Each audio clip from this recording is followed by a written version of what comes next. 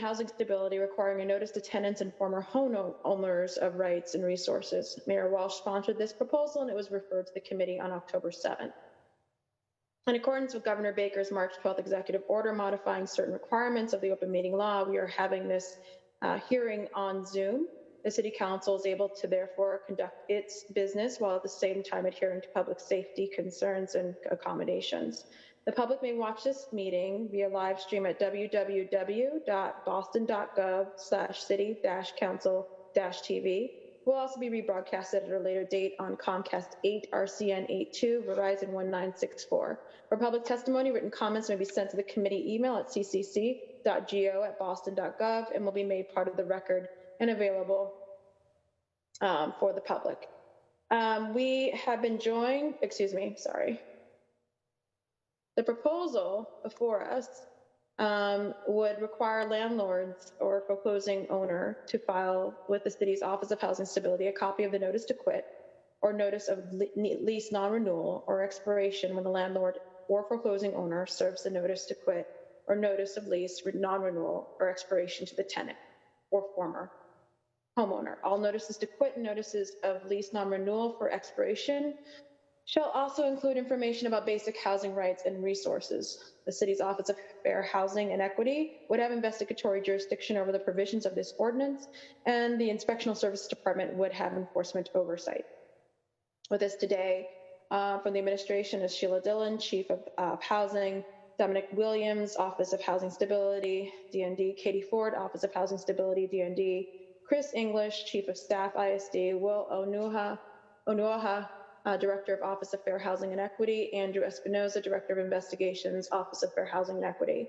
I'm going to turn it over to my colleagues, and we will all make a brief statement, and then we'll get right to the heart of the matter. The goal of today's hearing and why it's happening so fast is because we have an eviction moratorium that is coming to an end on the 17th this month. It's important that we as a city respond as much as we can to such housing crisis.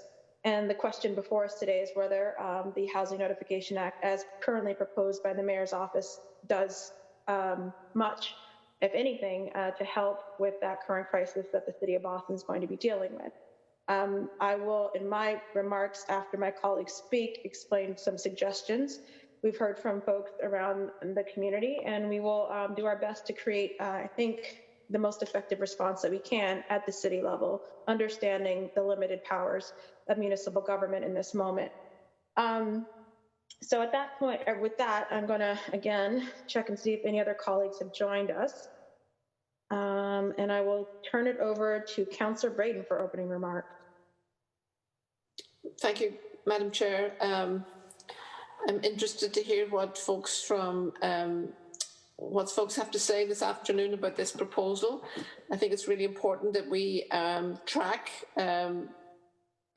tenancies that are terminated, track evictions, and just get some idea of what's going on in the housing market at the local level.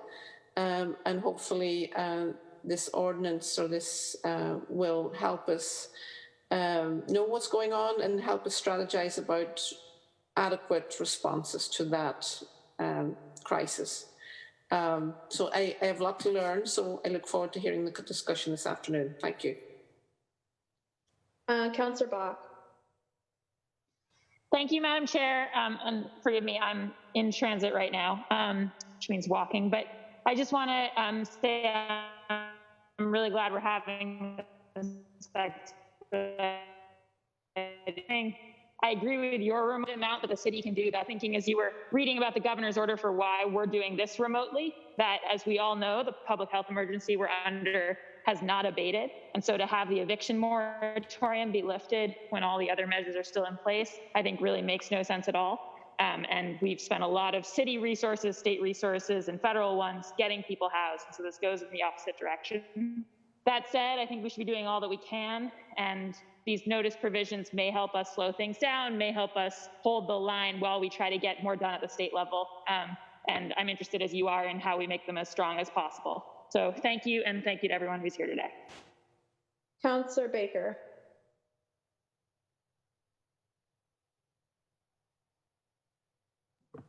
Thank you, Madam Chair. I'm just here to listen, and I'm glad we're doing something, trying to do something on our part here. No real comments, just listen and see what we can do. Thank you. And then just myself, I think there are certain issues I have with the proposed legislation. One, I don't think it goes as far as the city can or should. Two, I do think requiring putting the burden on landlords is naive, and I think it's not going to actually really help people be informed. I think the city needs to be broader and take direct action and have, on an annual basis, put out to all tenants and all homeowners a list of their rights and resources. It's neutrally done. It's just done maybe on move-in date every September. Just be done with it. Then, if you're going to add any additional burden on landlords or anybody else, then that would be only if they're moving to remove somebody. The question I have, however, is if we're going to be collecting notices to quit at the City of Boston, what languages are you going to pursue to assure that that doesn't become part of a public records request? As you know, notices to quit are currently not publicly available. What we don't want is for landlords to be able to simply do a FOIA request or public records request for that week's notices to quit that come into the Office of Housing Stability. What are you going to do to protect people's privacy? That information isn't publicly available right now, and that's pre even eviction. We already have issues with evictions and cases being available for people to screen tenants. I think this is allowing, how are we going to prevent people from having access to that? So not only that, there's the question of enforcement. This is based off of a complaint driven, that is a complaint saying I wasn't given information to know who to file this complaint with. So it's a workaround and it's a problem. I hope that could be resolved by just having the blanket, know your rights. These are issues, these are things that are happening to get ahead of this. But if we just start with people need to drive this complaint, I think you're going to end up, I don't know how honestly it can be enforced. Also, how you make a tenant whole, right? We know that this doesn't prevent the eviction process. This doesn't slow it down in the slightest bit. And at the end of the day, they'll still be in court with no defense, this being no defense to it. So, and the fines that are assessed, that money seems to be going to the city. It doesn't even go to the tenants. So what is in it for a tenant to come forward with this information? Besides that they can have a fine assessed against their landlord who, as we can see with the current fines right now, if they ignore it, it just becomes a lien on their home. They could pay in property taxes. I think then there's the other issue of what else then can we do as a city? Well, we can look to other cities and look at the emergency declarations and boards of health that they've done in Somerville and Cambridge, basically saying that a landlord can't cause a constable or sheriff to levy an execution in an occupied unit, to physically go in there and to remove their thing because we're in a pandemic.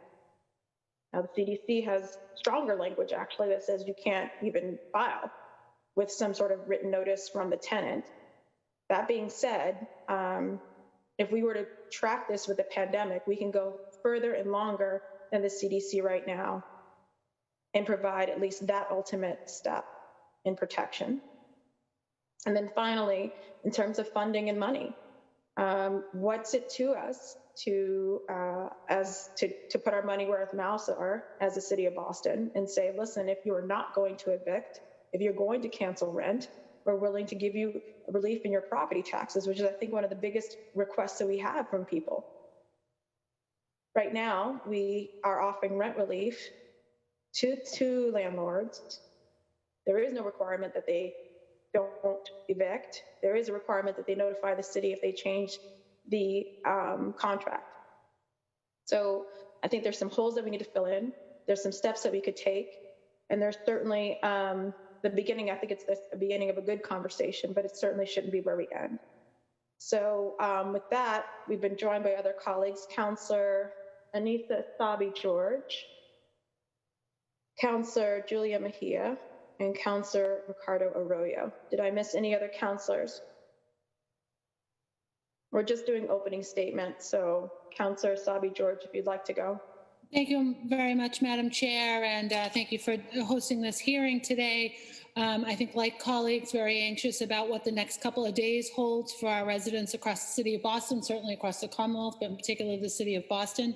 And as I think everyone's well aware, I have a specific interest in how we're protecting our families from the risk of becoming homeless as we work to end homelessness for our families here in the city of Boston. The concern I have is creating additional families, children, and their families who may be homeless as soon as next week. Thank you, Madam Chair, and I look forward to this conversation and see that we've got a cast of well-informed and knowledgeable panelists today. Thank you, Madam Chair. Councilor Julia Mejia.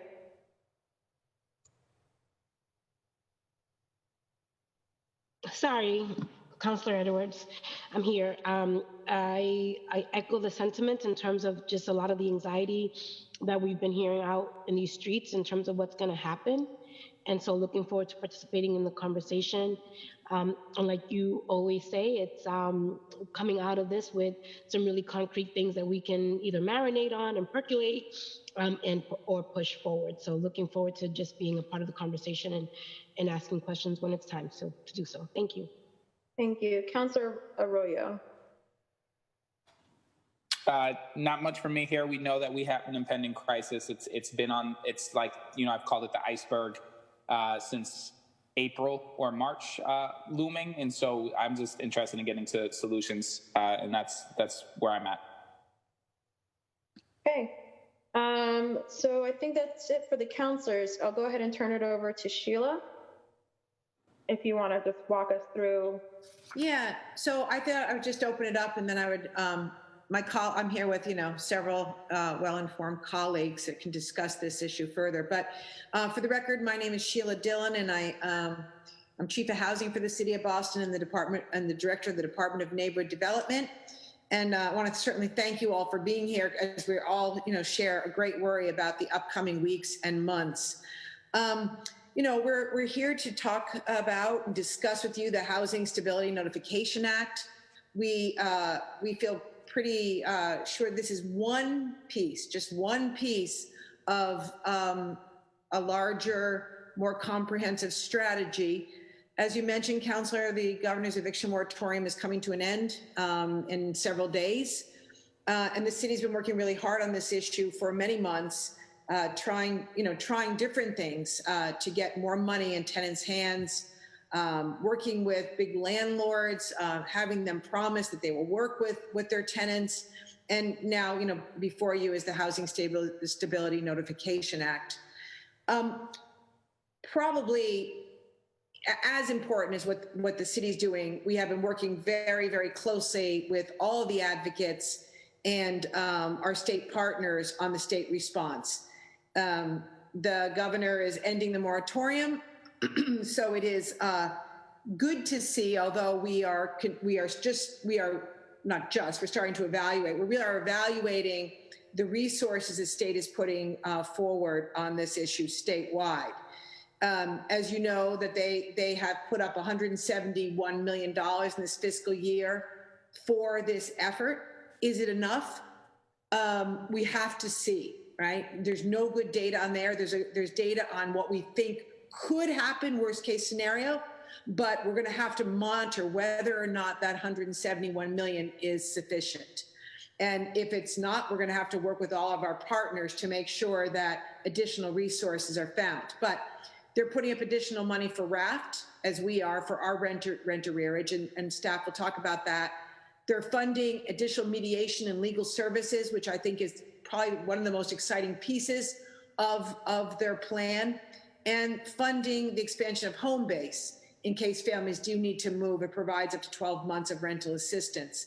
So I think, we need to work very closely with the state, because we're not going to have enough resources on our own. And then hopefully come, December, January, we're going to have, a different federal administration as well. But I do want to just say, I agree with you. We're going to monitor the situation very closely. We want to monitor it with you and respond accordingly as you know, we see the numbers and what they're going to be. But I want to hand this over to Dominique Williams, who's going to talk about the ordinance that we're here to talk about today. Katie Ford is going to put it in context of what other actions the Office of Housing Stability is taken. And here with William Anua, who's going to talk about how they would investigate these cases, and Chris English on the fining piece. I will just conclude with, you know, I think we all recognize that this is just, you know, one piece to get good information into tenants' hands. And while we are doing mailings to large groups of tenants in areas where we have seen the most evictions, there is nothing, it is important for tenants to get resources, you know, as they are getting served legal notices. So we don't think it's a panacea, but it is just one piece of many actions. But with that, if it's okay with you, I'll hand this over to Dominique Williams, who will walk us through the ordinance. Thank you. Thank you, Sheila. And thank you, Councilor Edwards, for hosting this timely and important hearing today and inviting us to discuss the importance of this ordinance. My name is Dominique Williams, and I'm the Deputy Director of the Office of Housing Stability. We know that Boston's tenants are facing the end of the eviction moratorium this Saturday, and we're equally as concerned as the council is.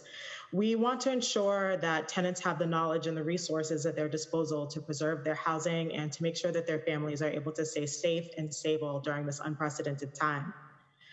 Just to start, OHS has been at the forefront of this crisis since the early days of March, when we saw that the pandemic was first breaking.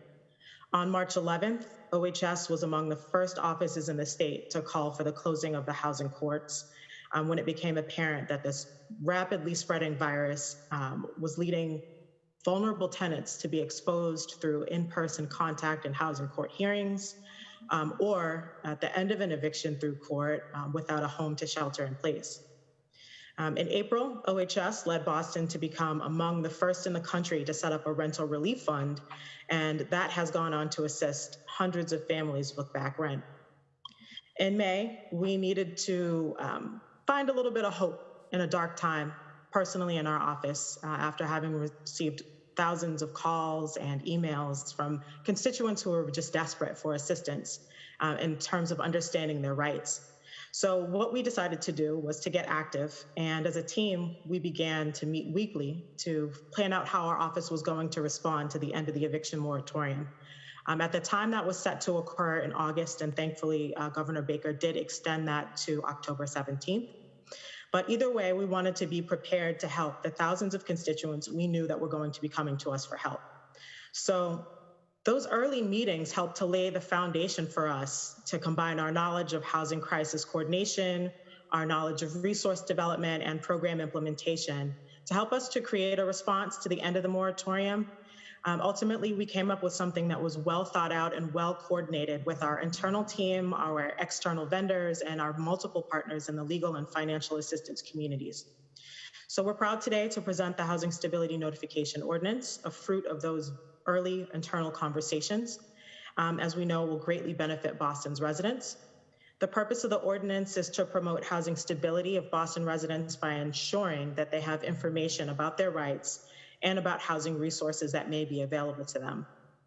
The ordinance will require landlords and foreclosing owners to notify OHS when they serve a notice to quit or when they provide a notice of lease non-renewal.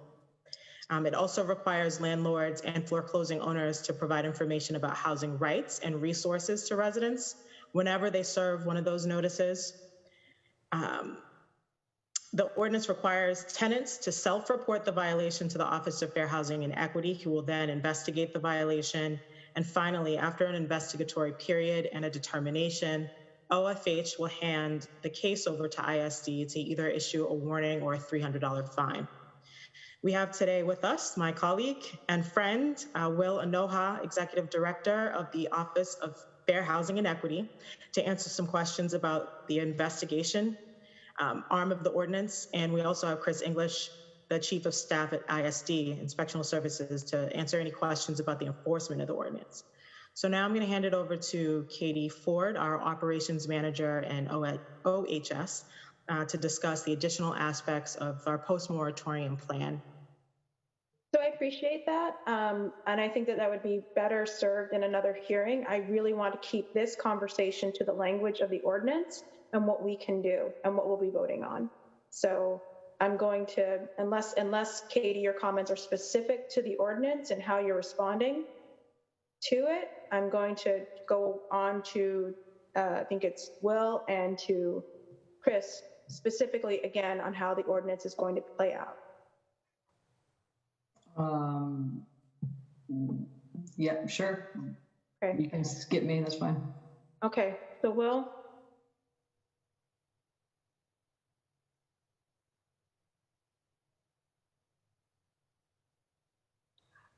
I think we're going to discuss the self-reporting aspect of the ordinance.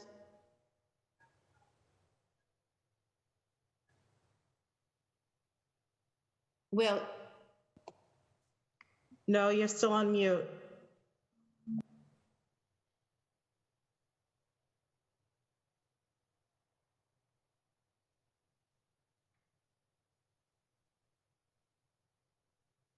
Will, you're on mute.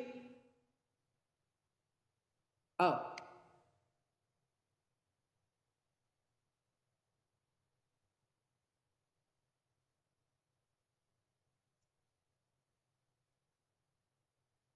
Maybe while Will is coordinating this technical issue, we can go on to Chris English on ISD's role. Hi, can you hear me now? Yes. All right, sorry, I don't know what happened. Oh God, I think we need new technology. But anyway, thank you for having us. It's actually, I'm joined with my Director of Investigations, Andrew.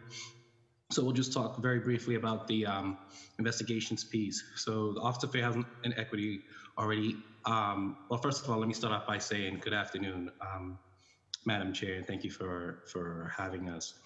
And good afternoon to all the other city councilors and all my other colleagues across the city.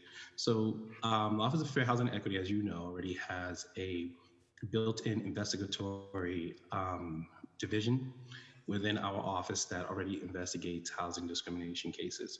So for this segment, or in order to make this ordinance work, we would be actually able to do the investigations, which Andrew will talk about if you want to know detailed information about it. But the actual structure of how it is pretty much functions as a checklist. It would not require like a lot of analysis or anything like that.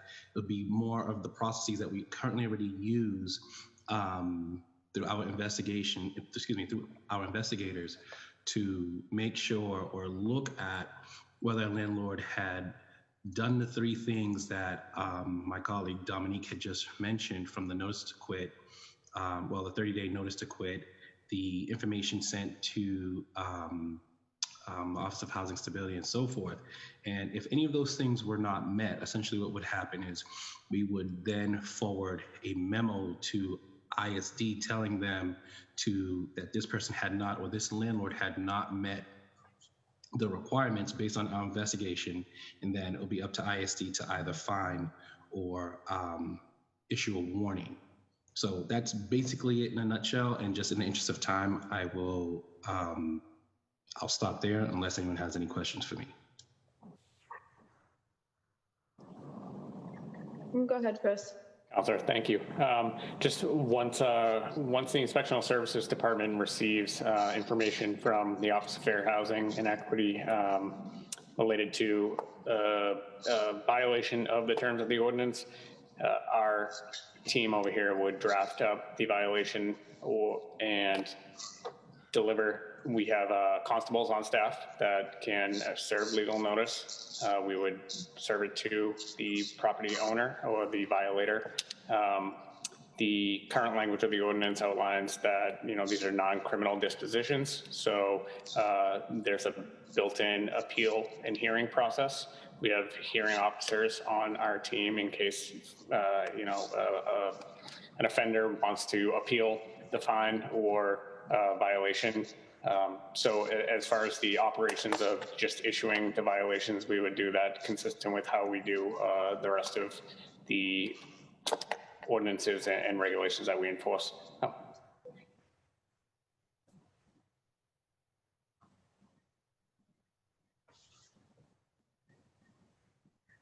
Counselor, I think you're on mute.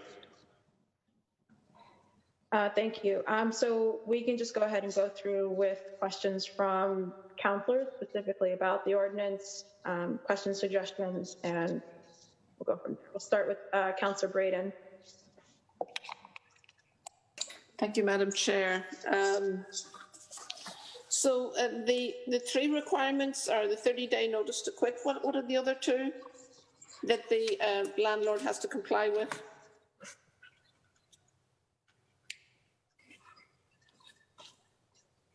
So any non-renewal notice, if they're not renewing their lease, and if they serve a 14-day notice to quit or a 30-day notice to quit, they would have to notify OHS or send a copy of that document to OHS. And notifying OHS is an important step that they would have to comply with.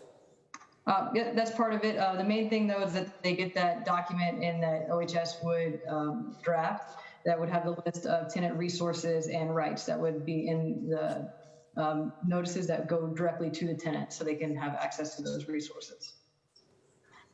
Okay, that's very important piece. I'm a little curious as to the level of cooperation that you're going to expect from a landlord in terms of giving tenants the information. That's I'm a little skeptical about that. Is there any way to, how do we ensure that they actually do that? If I could, there is very little, there isn't a way to ensure. So tenants who don't receive, or attorneys that are working with their tenants that don't receive, are going to have to report. This was several years ago, and Councillor Edwards will remember, we had filed the Jim Brooks Act, which was going to require some of these components prior to a landlord being able to evict. That didn't pass. It languished, and you know, it was so basic. It boggles my mind that the state house or the state legislature couldn't pass something so basic. So this is what we can do within our authorities. We can't hold up an eviction. We can fine. Okay. And the fine is $300? Chris, you want to talk about what it could be? Sure. So all municipal fines, unless we get state approval via home rule petition, have a maximum value of up to $300. We would need to include some amended language for this ordinance to actually itemize that out as a fine up to $300, which would say each day's violation, each day's non-compliance would be considered a separate violation. Okay. So that it essentially could be up to $300 per day, and we would look to issue those fines in accordance with General Law Chapter 40U, so that they could then, if left unpaid, be attachable as a lien on the property taxes. Okay, thank you. That's all for now. Madam Chair, I'm sure others have got questions. Thank you. Councillor Bok. Yeah, and I totally agree with Chief Dillon's assessment that it was really a shame that we couldn't get the Jim Brooks Act through when we sent it up to the State House, not least because even that was much more modest than everything that we need.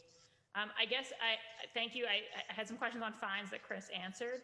I guess a question for Will is just, you know, thinking back to our hearing yesterday and kind of the question of shifting responsibility from tenants to other actors proactively on their behalf. I'm just wondering if we've thought at all about whether there's a way to proactively, like, have OHS like sample check on a set of folks who reach out to it, or sample check on people whose evictions actually get filed and go to that next step. Like, I'm just wondering if there's some way that, in addition to taking a self-report, we could think about setting the city up to make maybe landlords fear a little bit that if they don't comply with this, they're more likely to be caught. Councilor Bok, yes, I believe so, because what would happen, from my understanding of how the ordinance will function, is that the moment, before it could even get to us, OHS would be in contact with us anyways and would send the information to us, where our shop would be in contact with, I believe it's Dominique and Katie Ford. And once they forward a landlord to us, or a violator to us, or someone who potentially, allegedly might have made a violation, then before the commencement of the investigation, we would have gone through those, or we would have had those conversations to then figure out if there's anything they particularly want us to do or should be done, or creatively could be done before we start the investigation. Right. I was just trying to make sure that we also are sort of setting ourselves up to have the authority to proactively spot check without a self-report on this. That's the piece that I'm trying to make sure we're set up to do. How do you do that?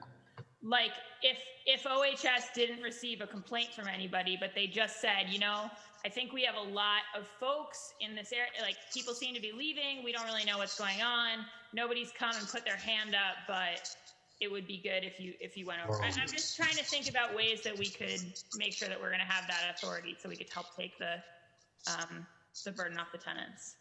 One of the things that we could do, Councilor Bok, is as cases are coming into OHS, since we know we'll be receiving a lot of eviction cases and pushing people to different resources, is we could add that as a question to our assessment and ask if people did receive that the resource packet or resource information from their landlord with the notice to quit.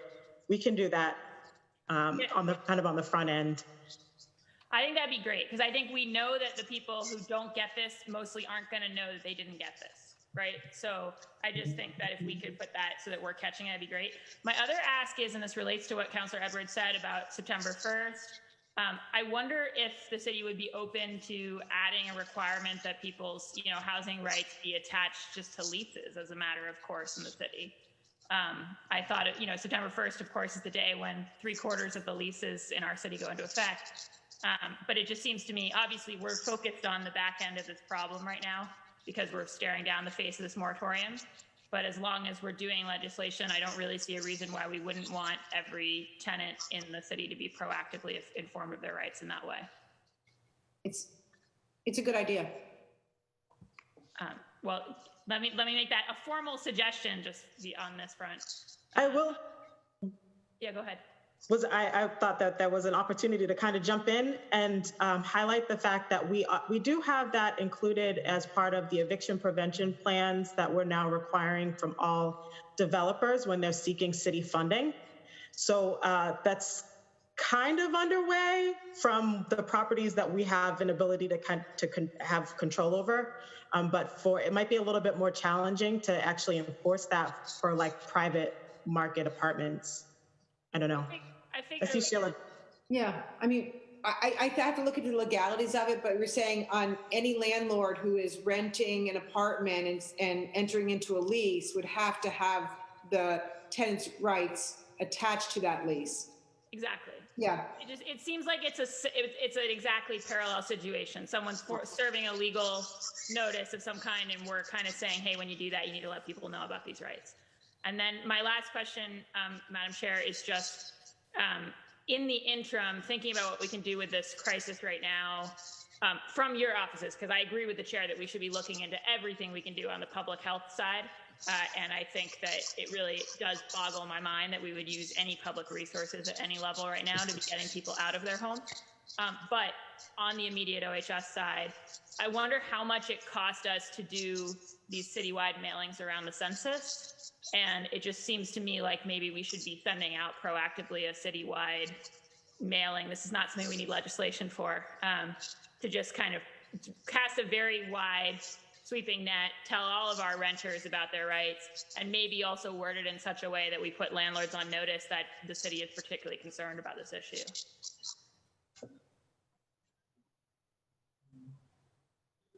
Yeah, so just to your point, Councilor Bok, which was something I was going to mention in my introduction, is that one of the things that we did recently do was we did not do a citywide mailer, but we did a lot of research, and we sent out a mailer to 46,000 households that is hitting this week. And we did that because one of our fears is that when tenants receive their notice to quit, which we think they will start getting on Saturday, the 17th, we were very fearful that they would take that letter and think that they would need to move out immediately. So we sent that mailer to approximately 46,000 households in Chinatown, part of Dorchester, East Boston, Mattapan, Mission Hill, Roxbury, and the South End.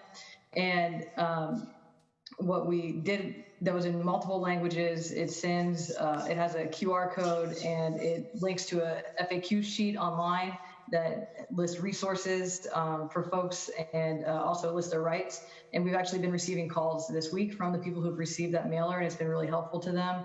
We use data from our eviction prevention task force to figure out which households we're going to mail that to. We also use unemployment information, the COVID positive information, and information from the Census Bureau in order to determine which neighborhoods we felt were at high risk of eviction. And that is something, a step that we have taken, but we have not done a citywide mailer. That's great to hear. Could you share that with us at the council, the mailer? Yeah, sure.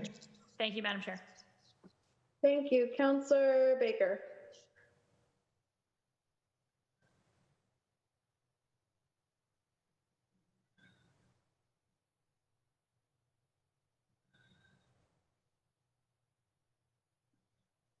Councilor Baker? We've also been joined by Councilor O'Malley.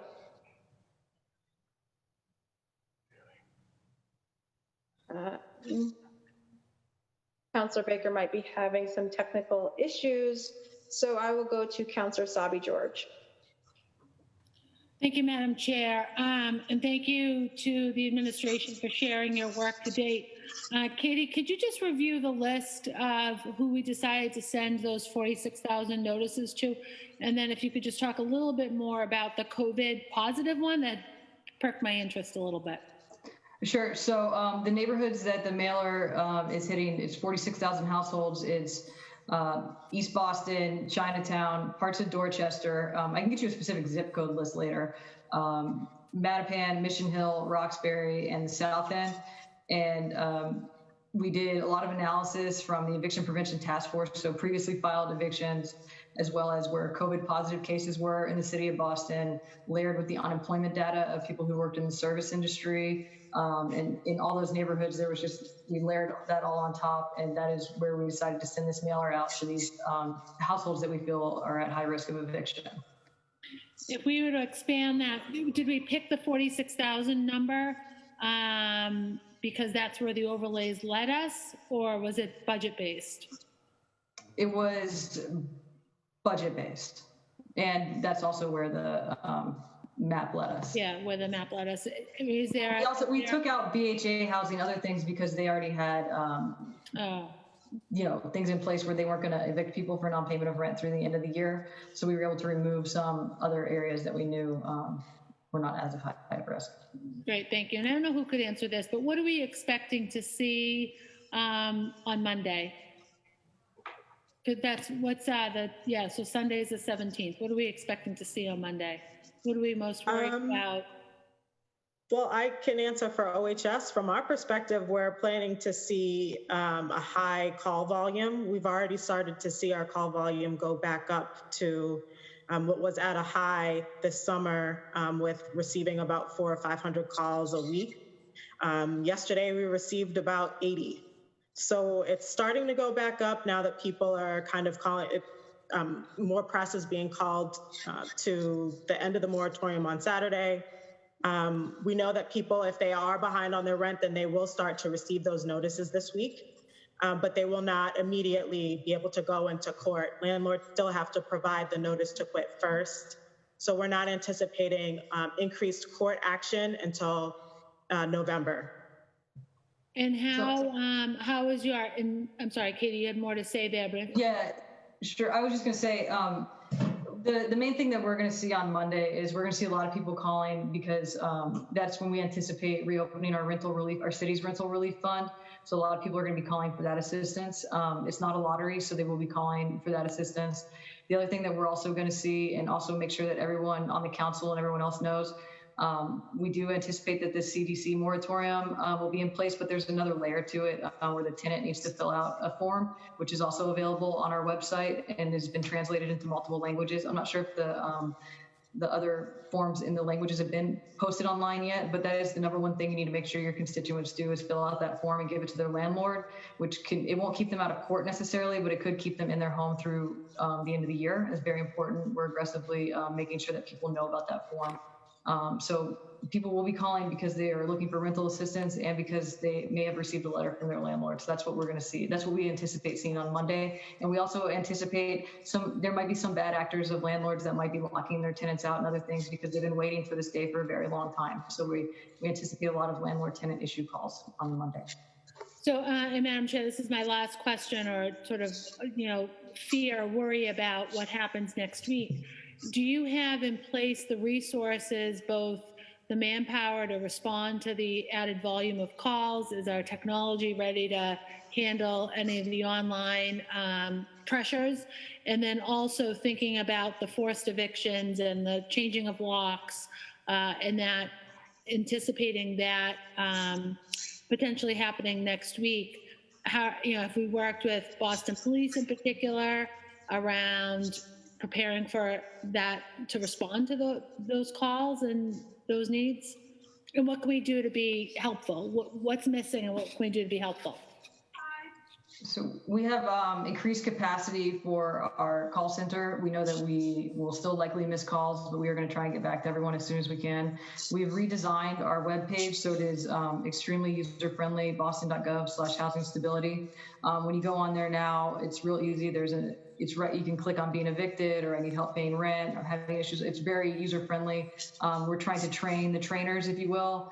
Tonight, Dominique's actually training city council staff with Greater Boston Legal Services to deal with eviction defense. So as far as being helpful, again, direct people to our website, to the state's resources as well, and to that CDC form to sign for their landlord to hopefully protect them. Thank you, everyone. Thank you, Madam Chair.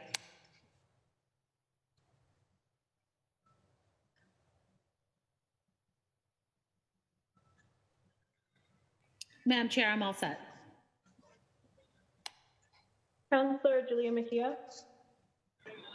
Hi, yes, I'm just curious just to make sure that I'm in the right place because it seems like this ordinance, it's just to notify residents, right, about what their rights are going to be. And I'm just curious about, I think I heard Sheila say that we won't be able to assess whether or not the landlords are following the rules. I mean, I'm just curious about how we're going to hold landlords accountable if we don't have the mechanism in place for accountability and ensuring that landlords are notifying their residents of their rights.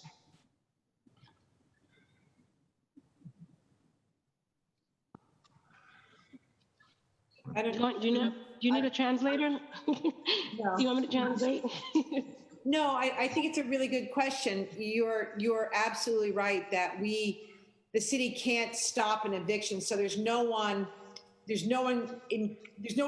be anyone in housing court saying, did you get your rights? Did you notify the Office of Housing Stability? Oh, you didn't get that? You can't be evicted. So it is going to be, it is going to be something that we're going to be, monitoring, watching, hearing about, following up on, but we don't have a legal mechanism to stop an eviction until someone gets that information. We just don't have the legal authority to do that. I think it is an interesting idea. Is there some way to spot check the bigger landlords? Certainly we could be working with the advocates and all of the lawyers and mediators to be working with tenants. I think there's ways that we can get this information out But it is, we can't stop an eviction because it wasn't delivered. I don't know, Katie or Dominique, if you have anything to add. Nope. So, and yesterday we heard there was a proposal that would greatly alleviate rent burdens for low-income housing. And one of the ideas we heard would be to eliminate brokers' fees. What pathways can we put in place to make that happen and utilize and seize this ordinance to be able to do that? And I'm also just curious about, you know, we're talking about this notice to quit, and this is going to really impact low-income communities. And I'm just curious about what kind of protections are we putting in place to help support them and to avoid being served notice to quits, to put systems in place that can make it easier for them to reallocate within the city. And then I'm also just curious in terms of just overall readiness, like how ready are we, like to Councilor Sabi George's question, how in terms of staffing, are we ready to receive folks in multiple languages? I know you guys have been doing an enormous, you know, job, like trying to making sure that everything gets translated and that people have access to the information, but people are going to be confused when they get that letter and they're not going to know what notice to quit is.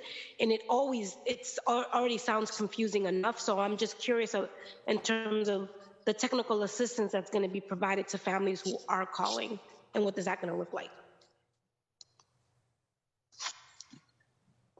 So I think you asked a couple of different questions here. The first is just that when we're sending out that 46,000 mailer, that's going out in multiple languages in accordance with the new city guidelines.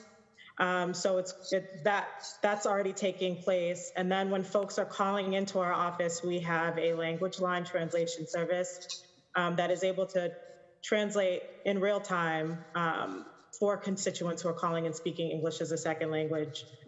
I'm sure there was a couple of questions in there that I missed as well. If I could add one comment about readiness, you know, the Office of Housing Stability is making money available to have GBLS hire a couple of other attorneys, et cetera. But we have been supporting right to counsel, not to go down a rabbit hole, but what tenants need is they need to be represented in court, right? They need rent payments and they need to be represented in court if it gets that far. And so the state has finally realized that, although we're not seeing right to counsel passed, but they are making $12, maybe $13 million available to put a program in place where tenants would have access to a lot more lawyers and a lot more mediators, but representation at mediation. So we're finally seeing this in place, and they're setting up a 211 line. So we are going to be helping the state design that. Dominique and I sit on that task force, trying to put those components in place, because as this rolls out, tenants are going to, many of them, who need money, who needs assistance beyond resources, just financial resources, are going to need legal representation. So reading, you know, it's good to get your rights. It's really a good thing, and we should be doing this. We should be making owners putting this in place and these notifications in place. But in the end, what tenants really need is they need what other cities and states are doing, and that is right to counsel. So, I think it's a companion piece. So it's unrealistic to think that everybody's going to get a notice and know exactly what to do. But we do need to put some pressure on and monitor and help the state stand up that program as quickly as possible. So I have one last question, Councilor Edwards. I'm just curious about the outreach to organizations. Which organizations have you guys engaged in helping with whatever outreach? What role have you played in informing your thinking in terms of rollout? Like, just can you talk to me a little bit about your community engagement?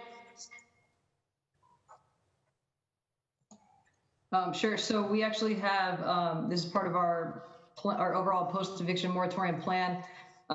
We've been working closely with Mejia, the Mayor's Office of Immigrant Advancement, We spoke to a group that they hosted with multiple community organizations. We've spoken to different neighborhood groups that have hosted multiple organizations. This morning I was on a call with Age Strong that had over 75 community providers on the call about rental relief fund reopening, as well as other stuff, the other programs that are available at Office of Housing Stability. We also have a plan to be part of the City Hall to Go bus or van truck, I don't know what you want to call it. So we're going to participate in that. We're going to, the first event actually that we're going to be at is the backpack event in Roxbury and Mattapan this weekend. We're going to put in each backpack a one-pager about tenant rights and resources, as well as a copy of the eviction, the CDC declaration form that I keep talking about, because I feel that it's so important. In addition, our communications team is trying to get us on multiple language news outlets. We've been talking to, your regular channels, BNN and whatever else. And I know that the mayor's been talking about it at his press conference. So we're definitely trying to get the word out about what's going to happen with tenants in the city during this crisis, because information is power, and they need to make sure that they're not missing deadlines and that they have access to these financial and legal resources that will be on this flyer that are part of this ordinance. If I could, I'd just add one thing. In years past, when we've tracked foreclosures, over 60% of foreclosures are coming from subsidized housing. This may be different, right? This may be different. But we've also been in contact with all of the owners of subsidized housing and their management companies to talk about resources, the rights of tenants, et cetera. So I just wanted to throw that in there as well. And, if the percentages stay the same, we've been in constant contact with owners and management companies. So Will has raised his hand.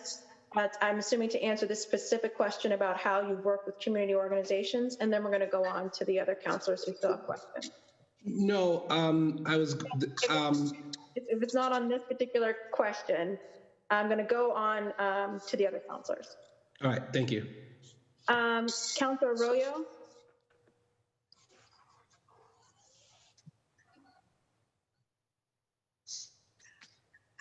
Counselor Arroyo. Okay.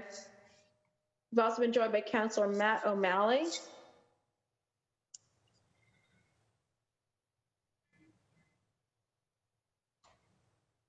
Okay, he may have had to jump.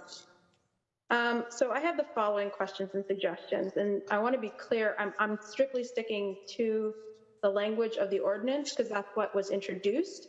And while I appreciate and understand this opportunity for OHS and the city to explain what it's trying to do in general in response to the eviction moratorium, what was introduced and why it's before this committee is not the general conversation, it's the specific language in the ordinance. So I have several suggestions to the city, and by that I mean suggestions as in I plan on writing this into the ordinance, and unless you oppose it, I plan on presenting that version to my colleagues to vote on the 21st, because this was also introduced with a sense of urgency. It was introduced on the, in the first week of October and trying to get ahead of this eviction moratorium with the suggestion that I suspend and pass the rules, which I've never done. So I'm trying to rush and specifically work on language here. So for the purpose of for those who seem to be confused, I am trying to get the ordinance finished and done and passed. While this has been a great conversation about other things that are outside of the ordinance, I'm going to keep the conversation to that. So here are the following suggestions we would put in. Counselor Edwards, I'm just flagging that I'm on. I can go after you, no rush, but I'm on my phone, so my presence was acting up. So just flagging. No rush. Yeah. Thank you. Thank you. So I'm suggesting one, an annual ordinance or an annual mailing to all owners and or tenants, not just as a great initiative already done by OHS, but as a requirement from the city of Boston. On top of that, the lease suggestions from Councilor Bok, that as landlords go to engage with tenants, that they are also engaging with all their rights. I think, and I'll check with our lead laws and other notices that are required in the lease, whether they're coming from the state or coming from the city or from our sanitation code, but there might be a way in which municipal ordinance can require that. There's also the question of course, I think already the landlords being required to provide an additional notification of the rights, which is already proposed in this ordinance. I am also wanting to suggest that the city, either through this or through its own, or this require then that the city go to the Boston Health Commission and declare the emergency, a health emergency, and for the entirety of the pandemic, as long as we have a pandemic. Also looking at whether we should be, along with the notices, the emergency, looking at whether we should be creating a landlord fund or some sort of financial incentive for landlords that will not evict or will cancel rent. These are suggested languages that we would put into this pending ordinance right now. So it's before us, we get to play with it, we get to add things to it, we get to vote on it, then the mayor can veto it. But I will say this, the current version as it is going to change. So I'm proposing the following changes, and the city council will have suggestions for that. So it's not passing as it is. So I'm pushing back to the city to say, of the things suggested, do you have any opposition to them? Anyone from the city? Well, I think we'd have to take them under advisement, Council. We're just hearing about a few of those right now. So of course we'd have to, and I think we'd have to understand, have Corporation Council look at them as well. Well, understanding again, time is of the essence. I would, then I can get that draft to you as soon as possible, or the suggestions. But if you're looking for something to get done by the 21st, which is 2 days formally after the, the Monday of the eviction moratorium, then I would really hope that you guys would take some of those suggestions quite seriously and put them in there. Or at the very minimum, we would put them in there, and then if the mayor chooses not to accept it, he would just have to veto it. So is everything that you listed items that you're going to suggest be put in this ordinance? Yes. Okay, thanks for the clarification. Yeah, I think this ordinance is a good start. It is certainly not a finish, and there's certain powers the city needs to be exacting and pushing more. If the urgency is as extreme as we've just heard, if people are facing immense pressures, and if the city is doing everything it can, this ordinance isn't doing everything I think the city can be doing or pushing for landlords to do. There's also the very legal question I have, honestly, how are you going to protect people whose notices to quit will be collected by the Office of Housing Stability or any city agency? It's not just OHS.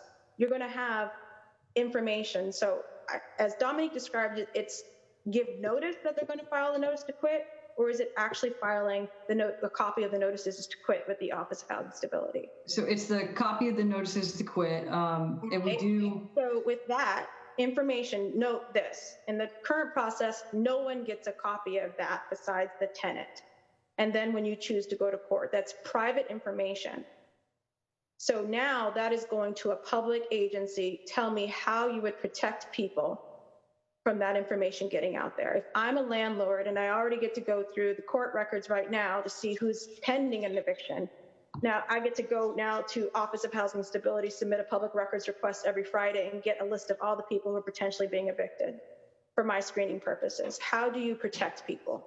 Sure. So we've had numerous conversations with the people in the city about this and about the foyability of those records.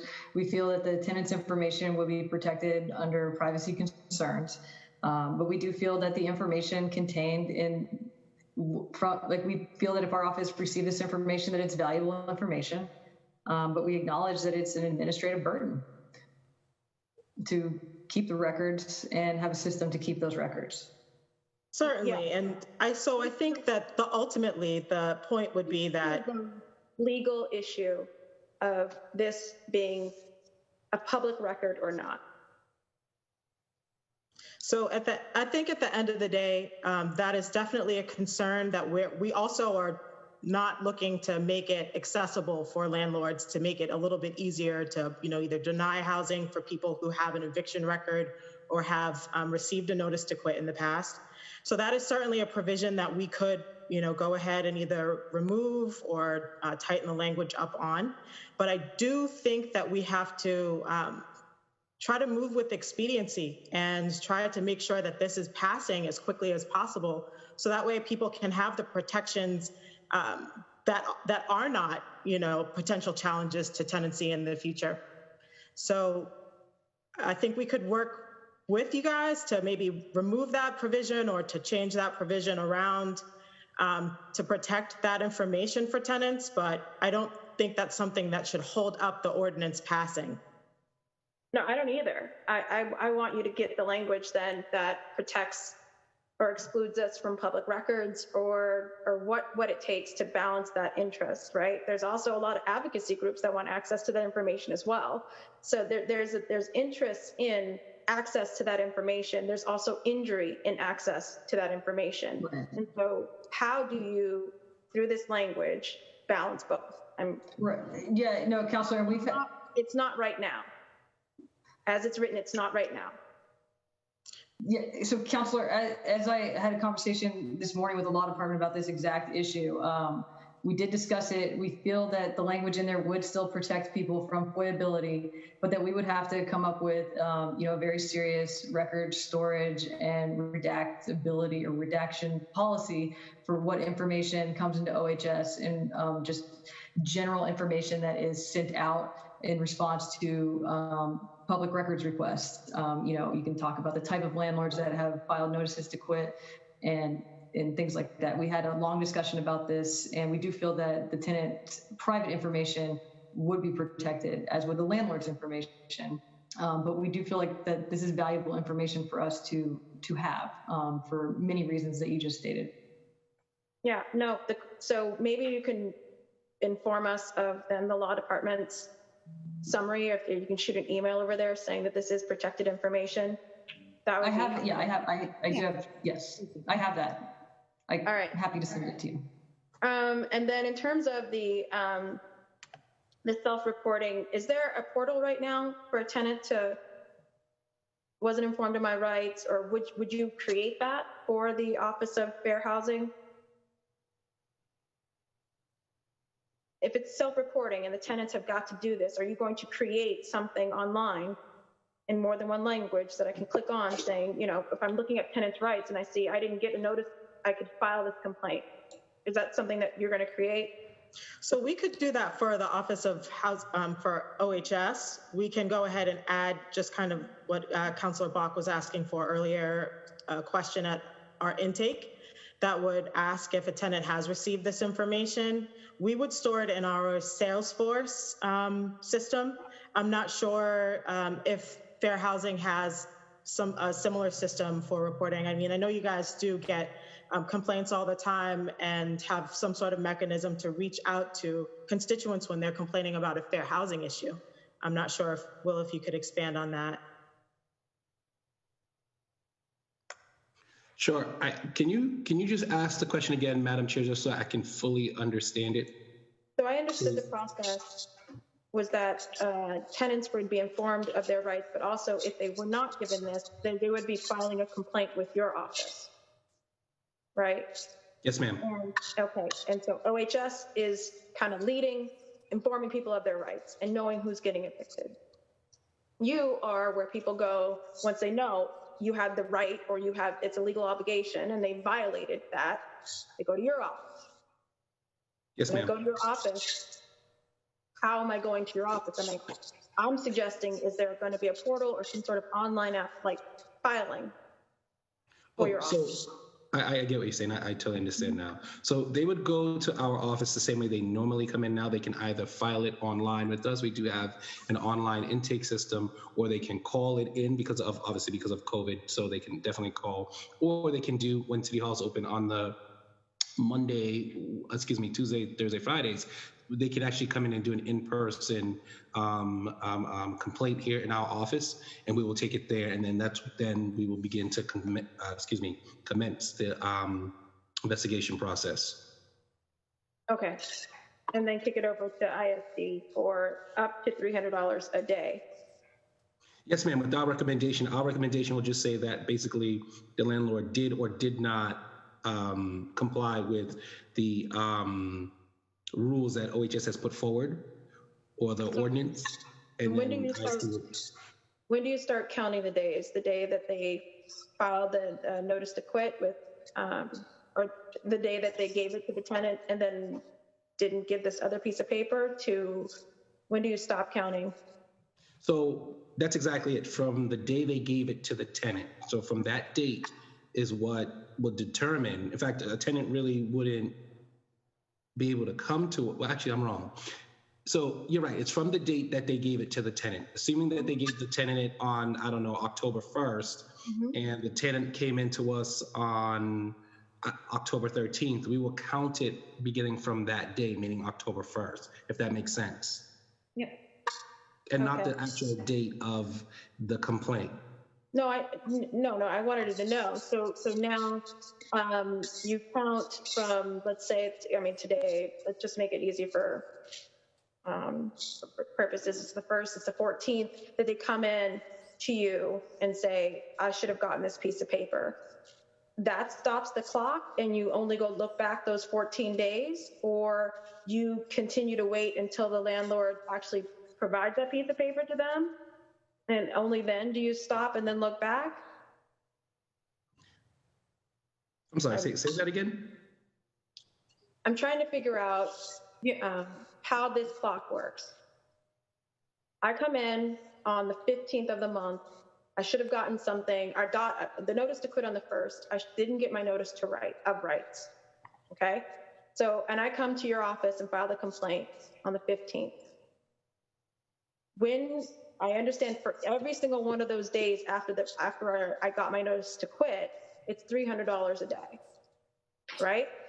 And that $300 goes to the city. It doesn't go to the tenant, correct? Correct. Okay, so now I'm counting each one of these days and looking at it and so on and so forth. And when does the clock stop? Clock stops when the violation is corrected. So the landlord provides the information to the tenant. So it could be forever. Or, when would you assess a lien then? Liens are able to be assessed after 30 days of non-payment. Mm-hmm. So it would have $900 about. Right. At that point, you can assess repeatedly $900 liens on the property. Exactly. And we wouldn't have to, if we're issuing a daily violation, we wouldn't have to do an assessment daily. 30 days out, we could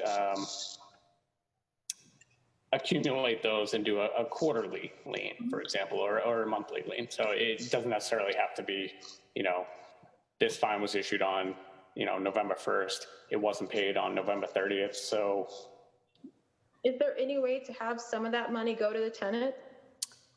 That would help something. That would help them get the money.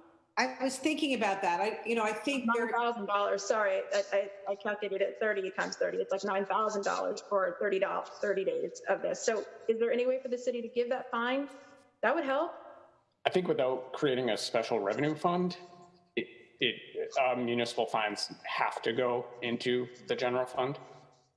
Could that fund then be? Could you call that? Could you segment some of that for landlord relief or some sort of fund for tenants? I think it's a really interesting idea. I think it would. I just can't imagine you're collecting thousands of dollars a month, which I assume you will, because I don't know that landlords are going to take this seriously. But okay, fine, you start collecting, and the money starts collecting. Why isn't that recycled back to OHS or back to rent relief or something? I've wrestled with this before, Madam Chair, and I believe that if to do something like that, it would require some kind of state action. No, I think it does require a budget amendment. I think if we're getting revenue in, right. Check with Justin, but if we're getting revenue and we want to use it for a specific use, we're going to need to make some kind of budget adjustment and so I think I was actually thinking about that too earlier. Is there a way to have some of these funds dedicated? A&F doesn't love dedicated funds on revenue, but I think it's an interesting idea that we could explore quickly. So for example, any such funds is collected as a violation of the Housing Notification Act shall be given to the general fund and used, and may be used, we can use may, so no one's freaked out, may be used for tenant relief purposes. I think if you phrase it that way, it's, it stands up. But if it's a requirement that our funds are used for a certain purpose, then it sort of gets into that challenging area, but sure. Okay. All right. So those are, what I can do then is get suggested language that kind of incorporates all of those suggestions to you.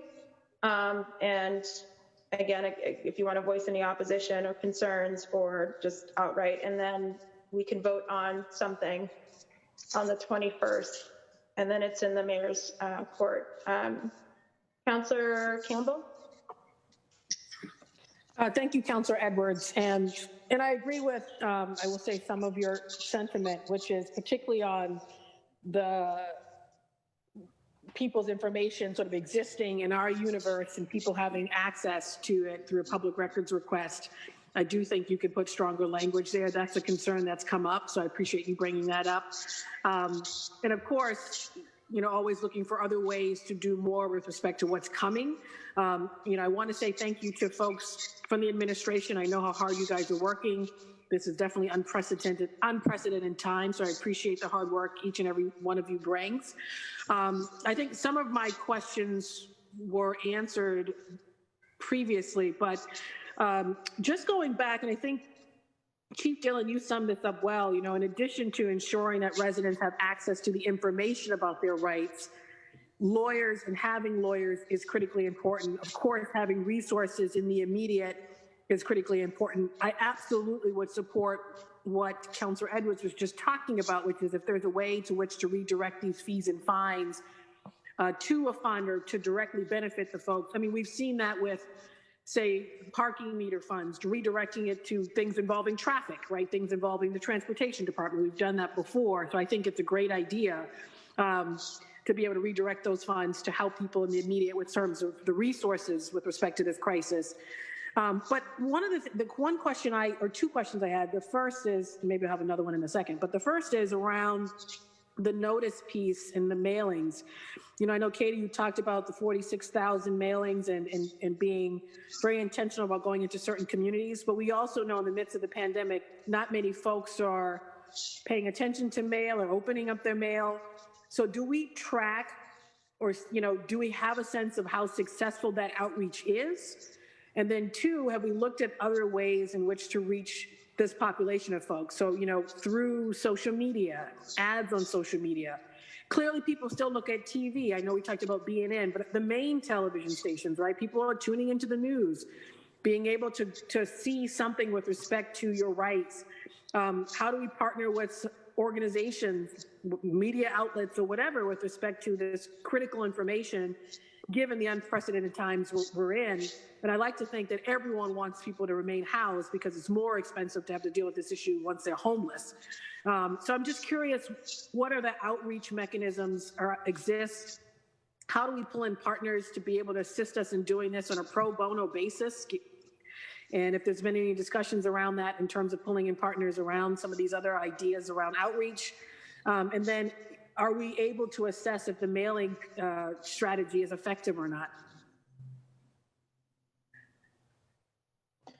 So I'll answer first. In terms of outreach, we've been doing community outreach in terms of just getting to different, the city hall, using the city hall to go ban, also making sure that we're doing outreach to some of the health clinics and some of the community partners that we've worked with in the past to also receive this information.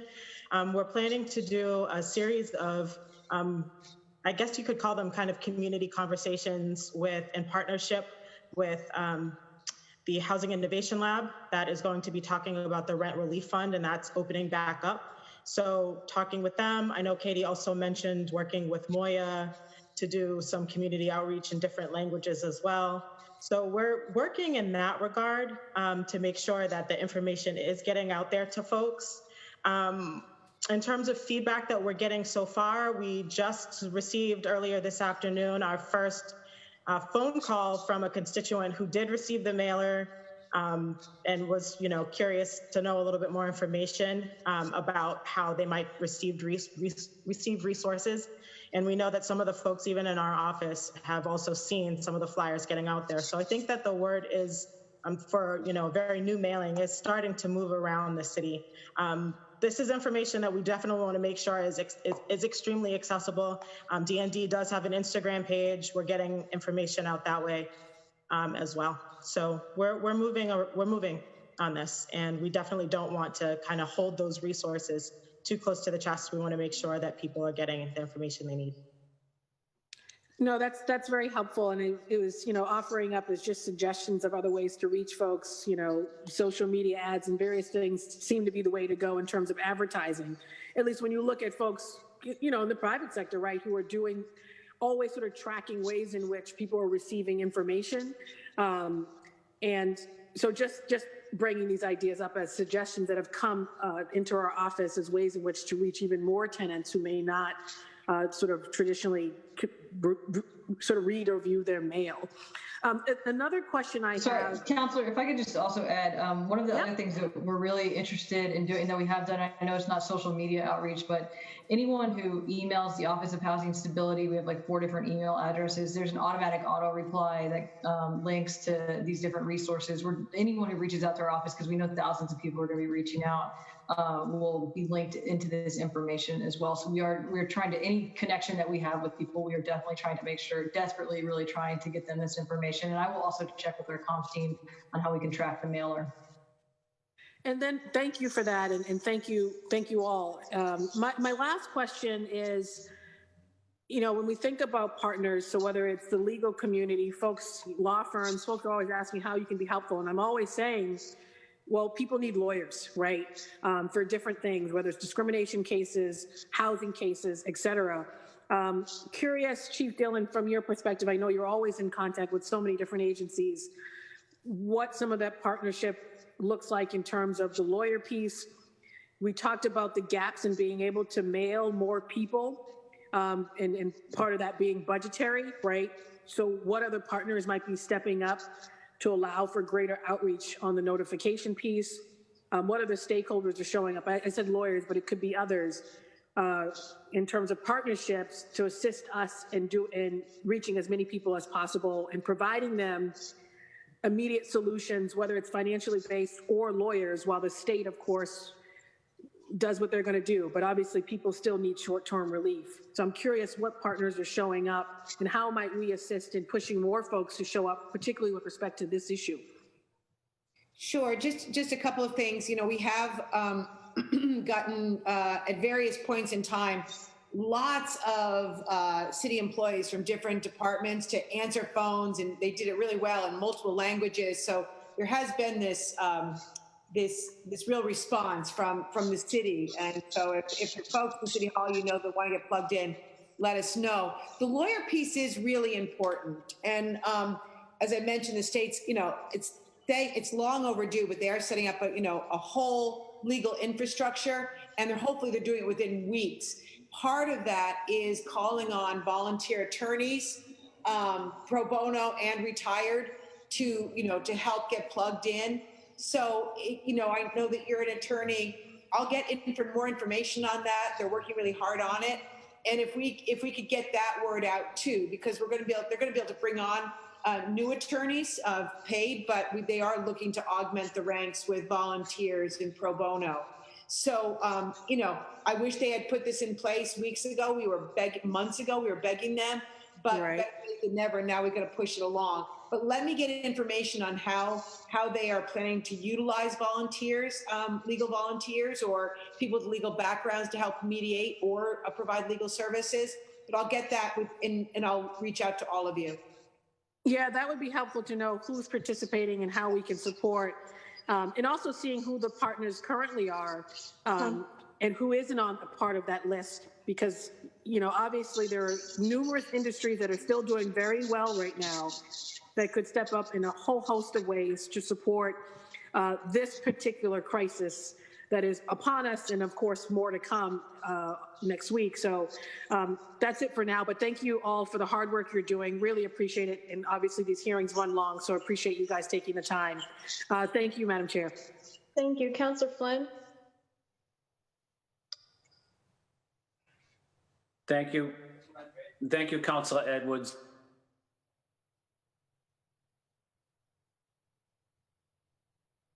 Work on this difficult, very difficult issue. I had a couple comments or questions. I want to apologize for being late first.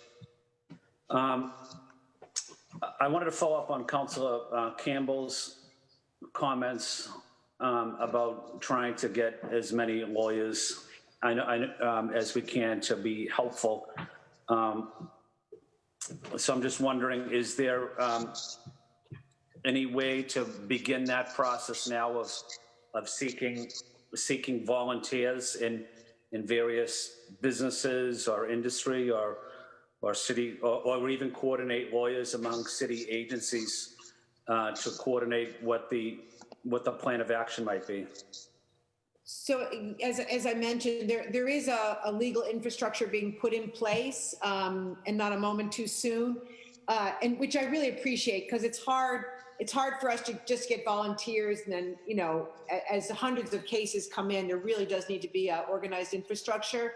So, but let me get information on that. It was being put together over the weekend once they realized there was going to be funding and support for it, and I'll get that out to all of the city councilors, and maybe we can collectively, you know, get the word out and see if we can't rope a lot of our attorney friends and people in the legal profession to participate. So, Councillor Flynn, I will follow up with you and Councillor Campbell and others on that.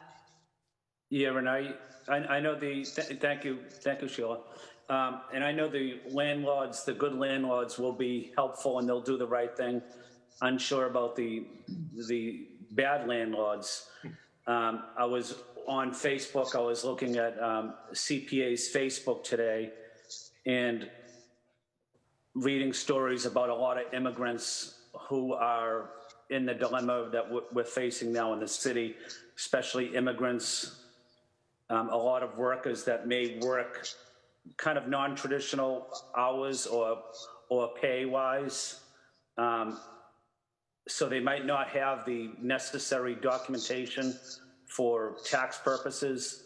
That is frequent in the immigrant community, as you probably know. But for my constituents in the immigrant community, what can we do to be helpful to them? I know we talk about language access, but what any issues with fair housing that fair housing laws might be in play? Well, I will say that I'll hand it over to my colleagues at Fair Housing, but you know, for the undocumented who have not been able to get adequate unemployment or any unemployment, we've got to make sure that they're getting rental relief. We're putting out another $5 million, as OHS has mentioned. Monday, we're putting another $5 million. We've squirreled away even additional federal resources in case they are needed. And we're going to make sure that Boston residents get a whole lot of the state rent arrearage. So people have got to pay their rent, and it comes down to, you know, simple math. So we've got to make sure that those folks get the resources they need to stay in their homes until the economy, you know, comes back. And for the immigrant community too, when they get a letter in the mail that says, you know, you haven't paid your rent, it's time to leave, that might not necessarily mean that they have to leave, but they might take it that way, getting some type of letter from a lawyer threatening legal action against them.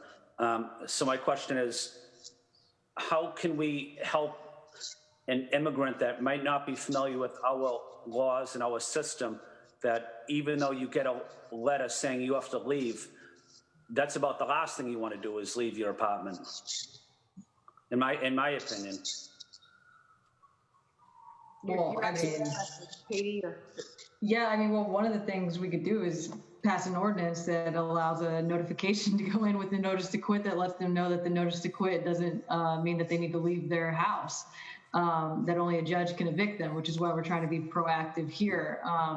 But that is definitely something that we're concerned about, which is why we're, sent the mailer out to the 46,000 households. And we definitely need to get that message across that a notice to quit is not an eviction notice. A lot of people are scared also to report their landlords if they're in the immigrant community, and we know that. And so we are working to make sure that all those things are safely reported. One of the things with the rental relief fund is we found a lot of our constituents who are in the immigrant community were scared to actually, they initially applied for the funds, and then when we sent them the application and needed more information about their landlord, they didn't follow through with the application for the assistance because they were worried about their status. So we try to get the information out about public charge and other information. So we are very aware of that heightened concern in that community. We're trying to do whatever we can. We're working with Mejia and other offices to figure this out. Yeah, thank you, Katie. And my last point is. Sounds like I could. Oh yeah. Okay. Well, yeah. Sorry, Will. I was just going to say, for your question, to be very honest with you, to do this would, all of us, especially the city of Boston, would have to engage in a serious education and outreach campaign. Katie is right in what she just said, but I mean, all of us. So one of the things we do is we go to night meetings and we do a lot of education and outreach about fair housing in general, but we would need to do that. And of course, once this ordinance passed, well, if it should pass, let me say that, then we would now add this to being part of our education and outreach campaign. But as a city on a whole, we would really need to, because the question you asked is something we see a lot oftentimes. And a lot of times when people get letters of notices to quit from landlords, especially if you're not someone who's savvy or does this kind of work, it's very threatening. You would think that in 30 days or 14 days or whatever, that you're going to that someone is going to show up, box all your things and throw you out. It's extremely scary, and we currently deal with that a lot. So my point very simply is that we would just really need to engage in a very aggressive strategy across the city for an education and outreach campaign that really teaches particularly, anyone, but you would have to focus on neighborhoods like yours or East Boston, where you have a heavy immigrant population, Hyde Park, Mattapan, and so on. But that's the type of campaign that would really need to happen. Yeah, that's good information, Will. Thank you. And, the night of the election that's coming up, we'll probably see 10,000 lawyers traveling to different cities and states across the country on the election results, but we should have 10,000 lawyers coming to Boston to help our tenants, especially our immigrant community and seniors. I'm just wondering, my final point is this, it's such a desperate situation. I would be in favor of calling for additional revenue to help out our low-income residents. So I just wanted to throw that on the table, that it might be necessary for us as a city to look at other ways to raise revenue, because we're in a desperate situation here. I want to say thank you to Chief Dillon and say thank you to Councilor Edwards. Okay, I think they've gone through all of the counselors, so with a list of questions specifically about the ordinance. It's 5:05, and I would just go through, if anybody, counselors especially, have some additional questions, you can raise your blue hand now. Otherwise, I'm going to go ahead back and turn it over to the administration if they wanted to have any summary remarks. No, I just thank you for your time. There's a lot of good suggestions here, good ideas.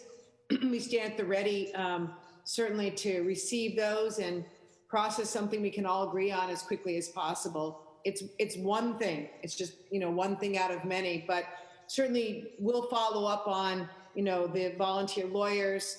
Councilor Flynn, I agree. This may take more resources, although, right now we're going to put another $5 million out.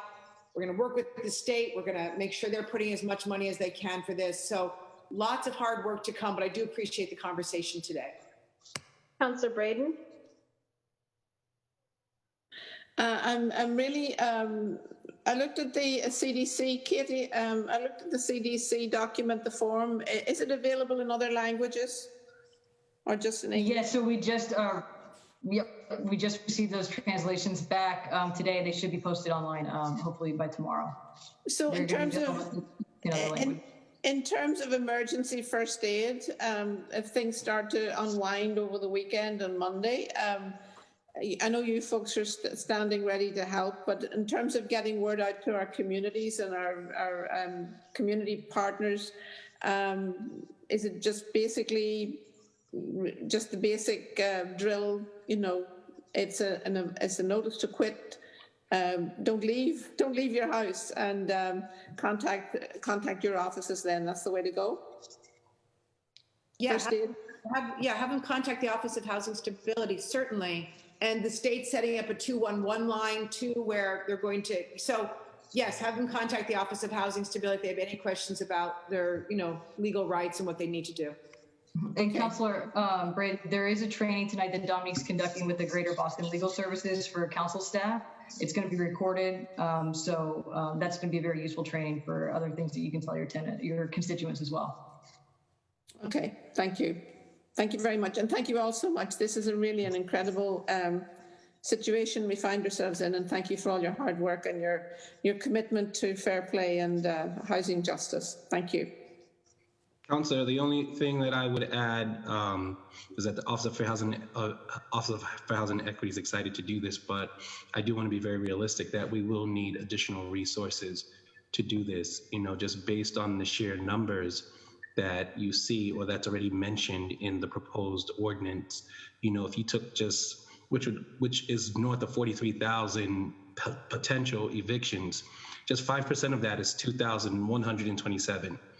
Well, the reason I bring that up is that if we even had that many complaints in this office on top of what we already do, it would overrun us. So this is something we can do. It's not a difficult investigation, but it's one that we would need additional resources in order to make sure that it is successful. I just want to be very realistic about that. And I'm sure we could talk about that at some other point, but I did want to mention that. Thank you. Are there any other councillors that have some concluding remarks? Just going in order. I think Councillor Bok may have had to leave. So that leaves Councillor Baker. I think he also had to leave. Councillor Sabi George, if he's still here. Councillor Mejia. Councillor Arroyo. Councillor O'Malley. Councillor Campbell. Yeah, thank you, Madam Chair. Thank you for your work here. And of course, thank you again to the administration and everyone for their hard work. I just want to continue to echo that. We obviously get a lot of constituent cases and forward it your way. We can't do the work alone. So I just want to say thank you. We'll, of course, continue to follow it, look for an updated version with some edits and go from there. So thank you all. And thank you, Madam Chair. Councillor Flynn.